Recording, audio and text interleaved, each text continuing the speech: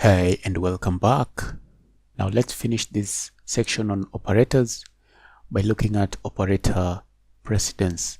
Now the operator precedence basically defines what comes first, what comes next, what comes last. So let me just do a simple example here. X plus y times y, or maybe divide by z minus 3. Now if you're given something like this, what's going to come first? So this is basically what operator precedence is all about.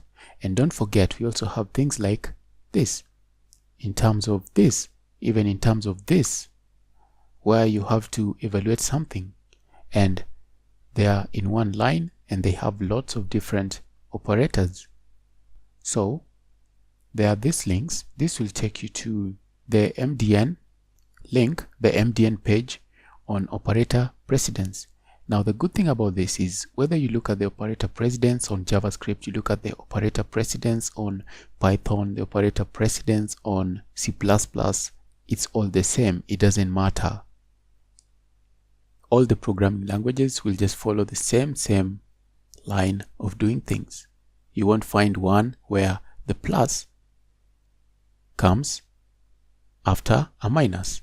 You know, every time there is a plus and a minus in the same line and there are no brackets that are separating them, then the plus will come first. And there's no programming language where you'll find that the times will follow the plus. You'll find that the times will be evaluated first before the plus. So let's go to these links and see. So here on the C++ documentation, here on tutorials, c++.com/doc/tutorial/operators. If you scroll all the way down, you're going to see the operator precedence. And here we have this scoping.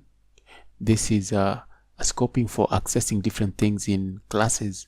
So you can see we have the plus, the minus. These are at the very top. These are evaluated first. You can just use this to help you know how your program will be evaluated, or better off, you can always put whatever you want to be evaluated first in brackets, and then whatever is in the bracket will be evaluated first. So we have the unary prefix. So this is for absoluteness, maybe -1 or +1. That's what this is. Then let's come down here. So you'll see that these ones come at the very bottom. These ones are evaluated last before. So first of all, you do a logical AND or a logical OR in case you had some line that had different operators such as this. So that's basically what the precedence is. It evaluates one before another. So here you see these ones are in the same line. Divide, the modulo, and then below that we have the addition and the minus.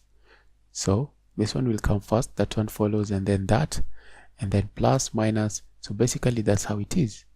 So if you come back here if you come to the MDN for JavaScript, let's look at, so here we have grouping. This one comes first, the bracketing. So just like any other place, the bracket will always be evaluated first. Then member access, this one is something that is in JavaScript, like maybe something is in a class, you want to say name.class or class.name, whichever you want to access. So you can just have a look at this, and you don't really have to memorize this, how it goes. You just need to know when you're writing your program. You can always go to the documentation of the actual programming language you're using and you look at the operator precedence so that you can at least know which operation will be evaluated first, because you don't want to end up with logical errors, semantic errors, because you didn't align your operators the right way. So I will see you in the next video where we'll continue from here.